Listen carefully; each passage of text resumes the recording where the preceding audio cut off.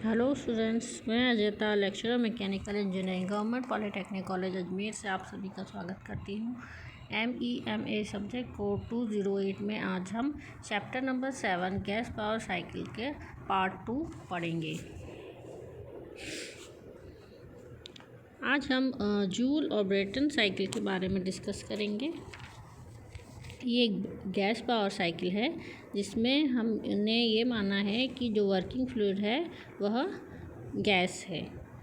तो इस चक्र को जो जूल ब्रेटन साइकिल है, इस चक्र को हम स्थिर दाब चक्र भी कहते हैं, क्योंकि इसमें ऊष्मा का निवेश व निर्गम दोनों ही स्थिर दाब पर होते हैं।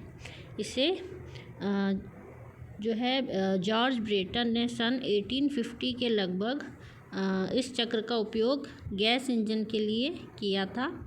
गैस टरबाइन चक्र भी इसी चक्र पर कार्य करते हैं। तो जिस प्रकार से आप ये चित्र में PV और TS डायग्राम इसके देख सकते हैं, इसके TS और HS आरेख जो हैं वह भी समरूप होते हैं। इसमें आप देख सकते हैं पहला जो प्रक्रम है 1 से 2, पहला जो प्रोसेस है यह रुद्धोष्म संपीड़न प्रक्रम है, एडियाबैटिक कंप्रेशन प्रोसेस। इसका जो नियम है वह है PV की पावर गामा बराबर कांस्टेंट, और इसमें हीट ट्रांसफ़र 1 से 2 प्रोसेस में 0 होती है। इसमें एंथैल्पी में वृद्धि होगी H2 - H1। इसी प्रकार से प्रक्रम 2 से 3, यह है स्थिर दाब प्रक्रम, कांस्टेंट प्रेशर प्रोसेस। इसका जो नियम है लॉ वो P बराबर कांस्टेंट होगा। ऊष्मा इसमें स्थिर दाब पर प्रदान की जाती है। एंथैल्पी में वृद्धि H3 - H2 से हम प्रदर्शित करेंगे। फिर है प्रक्रम 3 से 4, यह रुद्धोष्म प्रसरण है, एडियाबैटिक एक्सपांशन। इसका नियम है PV की पावर गामा बराबर कांस्टेंट, और इसमें हीट ट्रांसफ़र 3 से 4 प्रोसेस में हीट ट्रांसफ़र 0 होती है, और इसमें एंथैल्पी में परिवर्तन हम H4 - H3 से प्रदर्शित कर सकते हैं। फिर जो चौथा प्रक्रम है वो है 4 से 1, स्थिर दाब ऊष्मा परित्याग प्रक्रम है ये, और P बराबर कांस्टेंट का नियम होगा, और एंथैल्पी में कमी हम इसमें H4 - H1 से प्रदर्शित करेंगे। तो इस चक्र में ध्यान देने योग्य बात यह है कि पूर्व जो चक्र, इससे पहले हमने पूर्व लेक्चर में हमने पढ़े थे ऑटो साइकिल, डीजल साइकिल और ड्यूल साइकिल।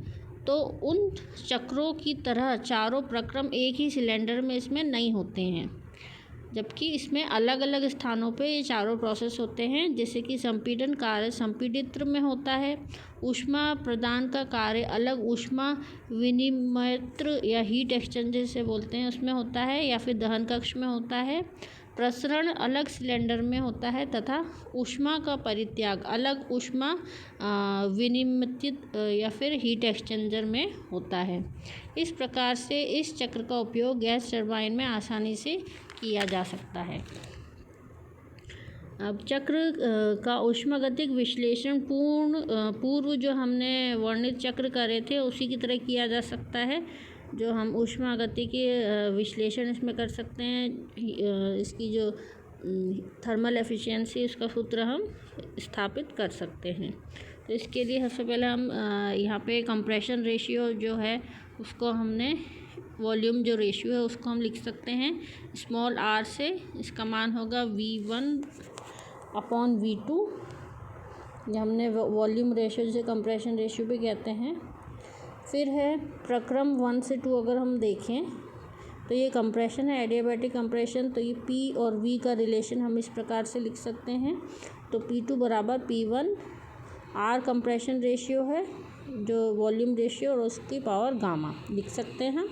तो यहाँ से हम तापमान का रिलेशन भी लिख सकते हैं, T2 बराबर T1, R की पावर गामा -1। ये एडियाबैटिक रिलेशन से एडियाबैटिक प्रोसेस के लिए। इसी तरह से प्रक्रम 2 से 3 जो कि कांस्टेंट प्रेशर प्रोसेस है, उसमें P3 बराबर P2 है, दाब बराबर है।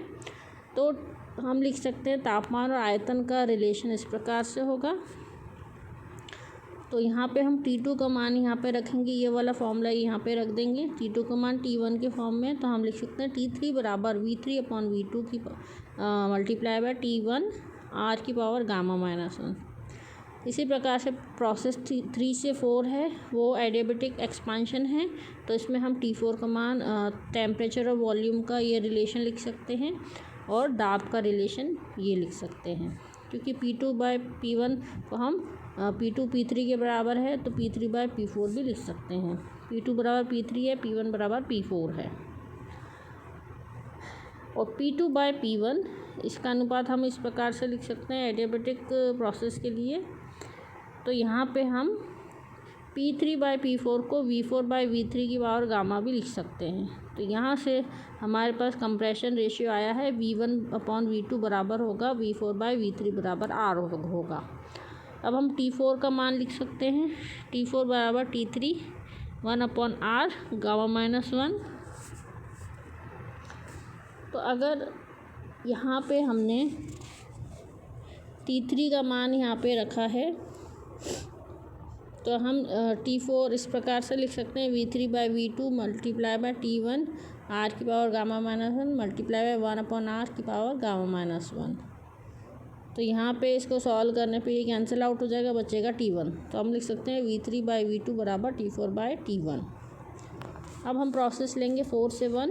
ये कांस्टेंट प्रेशर प्रोसेस है, तो वॉल्यूम और टेम्परेचर का ये रिलेशन होगा। तो हम इसको लिख सकते हैं V4 बाय V1 बराबर, जैसे हमने पहले अभी सूत्र देखा ये वाला, यहाँ से हम लिख सकते हैं V4 बाय V1 बराबर V3 बाय V2, तो ये बराबर R होगा वॉल्यूम रेशियो। तो हम ये लिख सकते हैं P4 बराबर P3 V3 बाय V4 की पावर R गामा।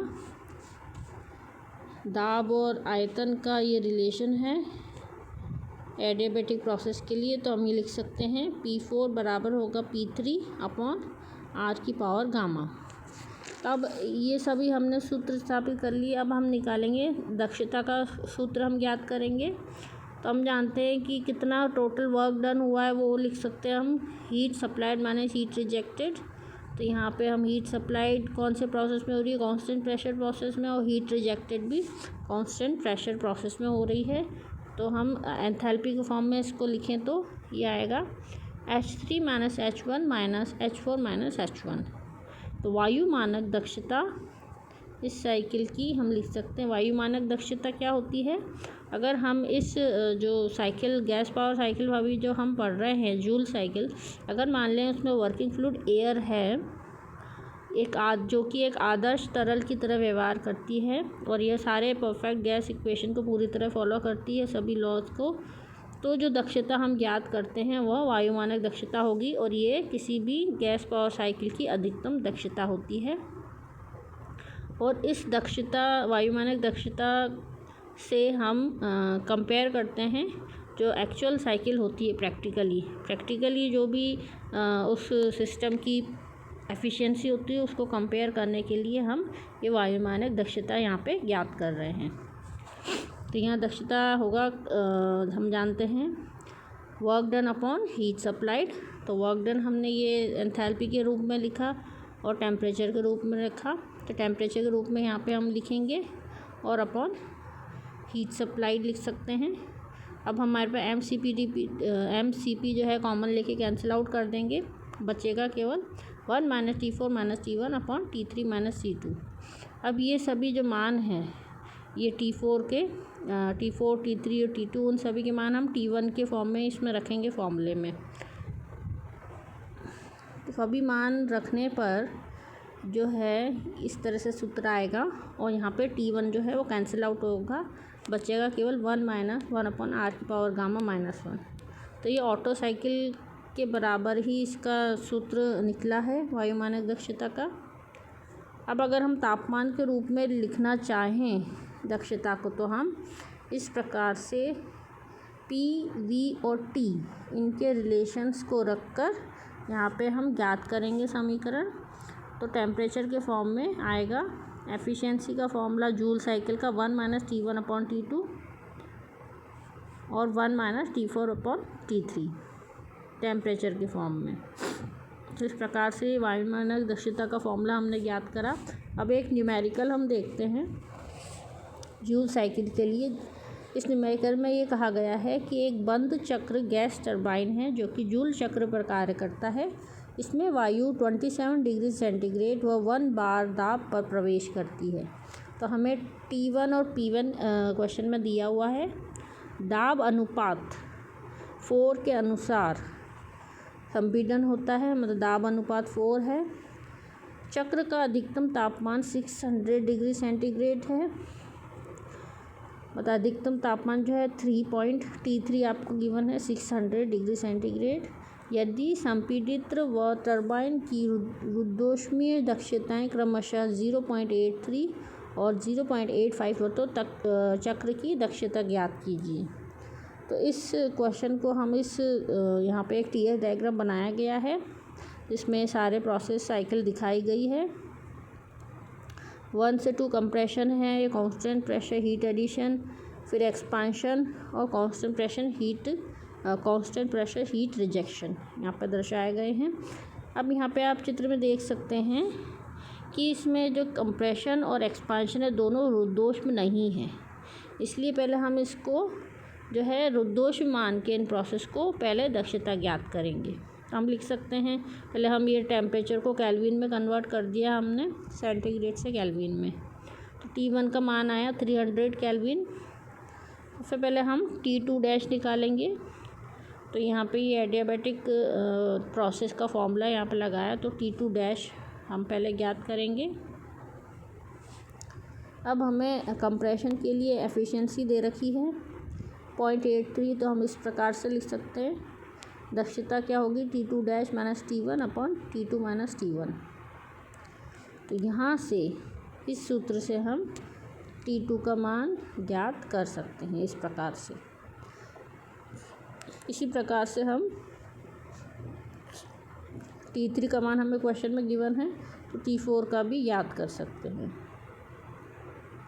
यहाँ पे प्रेशर रेशियो आपको गिवन है 6 क्वेश्चन में, RP जो है। टरबाइन की दक्षता जो है वो 0.85 क्वेश्चन में गिवन है, तो हम उसे इस प्रकार से लिख सकते हैं T3 minus T4/T3 minus T4 dash. Expansion के लिए एफिशिएंसी, तो हम ये जो है T4 डैश हमने एडियाबैटिक प्रोसेस के लिए माना है, लेकिन एक्चुअल जो टेम्परेचर है वो T4 है। तो एक्चुअल टेम्परेचर निकालने के लिए हमने टरबाइन की दक्षता से यहाँ मल्टीप्लाई करा है, ये रेशियो यहाँ पे लिखला, तो इस प्रकार से T4 हम ज्ञात करा हमने। अब हमें चक्र की दक्षता ज्ञात करनी है, तो हम एंथैल्पी के लिए लिख सकते हैं कितनी ऊष्मा परित्याग हुई है माइनस जितनी ऊष्मा जो है ऊष्मा प्रदान की गई है minus heat rejected upon heat supplied. तो यहाँ से हम इस फॉर्मूले की सहायता से, अगर T4, T1, T3, T2 हमने ज्ञात कर लिया, टेम्परेचर्स की सहायता से हम यहाँ पुट करके और हम इस प्रकार से दक्षता ज्ञात कर सकते हैं। अगली जो चक्र है गैस पावर साइकिल वो है एटकिंसन साइकिल। जैसे आप चित्र में देख सकते हैं PV और TS डायग्राम यहाँ पे दे रखा है। तो इस चक्र का जो आविष्कार किया गया था एक ब्रिटिश इंजीनियर थे, इनका नाम था एटकिंसन। उन्होंने सन 1885 में इसका आविष्कार किया था। इन्होंने इस गैस इंजन यह जो गैस इंजन था वो इस आधार पर बनाया था जिसमें कि संपीड़न स्ट्रोक व प्रसरण स्ट्रोक दोनों का मान अलग अलग होते हैं। संपीड़न स्ट्रोक छोटा होता है, वह प्रसरण स्ट्रोक लंबा होता है। यह उन्होंने एक विशेष प्रकार के लिंक मैकेनिज्म से प्राप्त किया था, क्योंकि उनका मानना था कि कंप्रेशन में अधिक ऊर्जा खपत होती है और हमें जो है एक्सपांशन में अधिक कार्य प्राप्त हो, तो इसलिए इस कंप्रेशन जो प्रोसेस उसको उन्होंने छोटा करने का प्रयास करा। तो इसके लिए इन्हें लिंक मैकेनिज्म की सहायता लेनी पड़ी। इस प्रकार के विन्यास से यह आशा की गई कि अधिक कार्य जो है प्रति चक्र प्राप्त किया जा सके। यद्यपि इस इंजन का जनन गैस इंजन के लिए हुआ था, परंतु वर्तमान समय में इसका उपयोग गैस टरबाइनों में अधिक किया जाता है। यहाँ पर उपयोग में आने वाला दहन कक्ष एक विशेष प्रकार का स्थिर आयतन कक्ष होता है। दग्ध गैसों को गैस टरबाइन में प्रसरण के पश्चात वायुमंडल में निष्कासित कर दिया जाता है। जो हीट एडिशन है वो कांस्टेंट वॉल्यूम में होती है, जबकि हीट रिजेक्शन कांस्टेंट प्रेशर पे होता है। कंप्रेशन छोटा होता है, एक्सपांशन बड़ा होता है, तो इसके लिए एक अलग ही लिंक मैकेनिज्म बनाया जाता है। इस चक्र की तापीय दक्षता भी पूर्व में काम में ली गई विधि के अनुसार ही ज्ञात कर सकते हैं। अगर हम पहला प्रक्रम यहाँ पे देखें, ये है रुद्धोष्म संपीड़न। इसका नियम होगा PV की पावर गामा बराबर कांस्टेंट, हीट सप्लाइड ज़ीरो, मतलब हीट ट्रांसफर ज़ीरो होगा। 2 से 3 कांस्टेंट वॉल्यूम, हीट एडिशन है V बराबर कांस्टेंट। 3 से 4 यह रुद्धोष्म प्रसरण है, एडियाबैटिक एक्सपांशन। नियम होगा इसका PV की पावर गामा बराबर कांस्टेंट, जिसमें हीट ट्रांसफर ज़ीरो होगा। 4 से 1 कांस्टेंट प्रेशर प्रोसेस है, P बराबर कांस्टेंट, और इसमें हीट जो है वो रिजेक्ट होगी। अब हम उसी जैसे हमने दक्षता के लिए हम सूत्र स्थापित करते हैं, सेम वही हमने यहाँ पे प्रोसेस इस्तेमाल में लिया है। सबसे पहले हम 1 से 2 प्रोसेस लेंगे। इसमें कंप्रेशन रेशियो V1/V2 हम लिख सकते हैं, इसलिए हम टेम्परेचर और प्रेशर के लिए हम ये रिलेशन लगा सकते हैं। इसी तरह से 2 से 3 कांस्टेंट प्रेशर प्रोसेस है, तो उसके लिए हम लिख सकते हैं कांस्टेंट वॉल्यूम प्रोसेस है, तो P3/T3 P2/T2 ये हम लिख सकते हैं। यहाँ पे हम एक दाब अनुपात यहाँ पे इंट्रोड्यूस कराए, RP से इसको हम डिनोट करेंगे, और ये P3/P2 का मान होगा, अनुपात होगा। यहाँ से हम लिख सकते हैं P3 बराबर P2 RP, T3 बराबर T2 RP। यहाँ से हमने P3/P2 की जगह T3/T2 रखा, तो हम लिख सकते हैं T3 बराबर RP R की पावर गामा -1 T1। अब यहाँ पे T2 का मान हम T1 के फॉर्म में यहाँ पे हमने रख दिया है, यहाँ से लेके। फिर प्रोसेस 3 से 4, इसमें हम ये एडियाबैटिक प्रोसेस है, तो हम लिख सकते हैं टेम्परेचर और वॉल्यूम का ये रिलेशन लिख सकते हैं।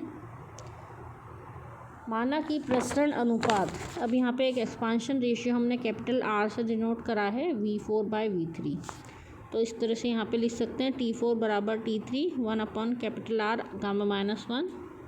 अब T3 का मान हम यहाँ पे T4 के रूप में यहाँ पे हमने रख दिया है, T3 का मान T1 के रूप में।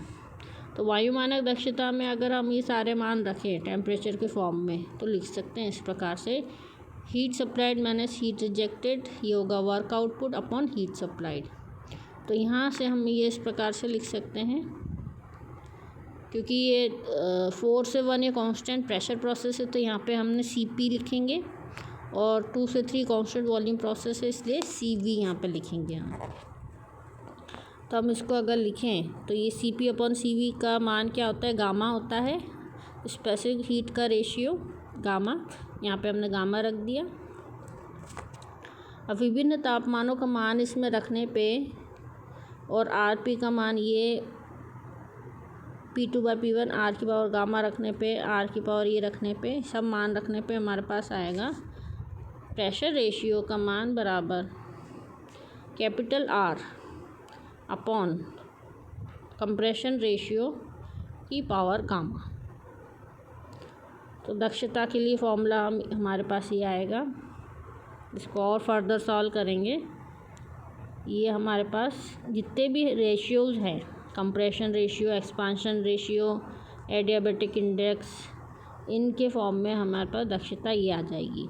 और अगर हम एंथैल्पी के फॉर्म में रखें तो ये आ सकती है 1 - H4 - H1 अपन U3 की -U2। यहाँ पर U3 और U2 क्या है, स्पेसिफिक इंटरनल एनर्जी। तो इस प्रकार से यह सूत्र है एटकिंसन साइकिल की एयर स्टैंडर्ड एफिशिएंसी का।